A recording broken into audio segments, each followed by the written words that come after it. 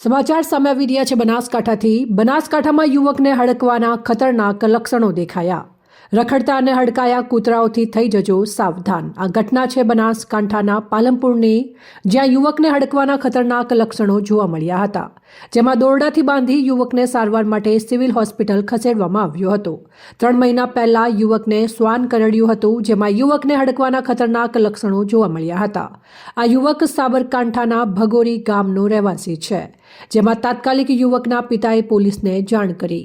એવા સમાચાર સામે આવી રહ્યા છે બનાસકાંઠામાં યુવકને હડકવાના ખતરનાક લક્ષણો દેખાયા। રખડતા અને હડકાયા કૂતરાઓથી થઈ જજો સાવધાન। આ ઘટના છે બનાસકાંઠાના પાલનપુરની, જ્યાં યુવકને હડકવાના ખતરનાક લક્ષણો જોવા મળ્યા હતા, જેમાં દોરડાથી બાંધી યુવકને સારવાર માટે સિવિલ હોસ્પિટલ ખસેડવામાં આવ્યો હતો। 3 મહિના પહેલા યુવકને શ્વાન કરડ્યું હતું, જેમાં યુવકને હડકવાના ખતરનાક લક્ષણો જોવા મળ્યા હતા।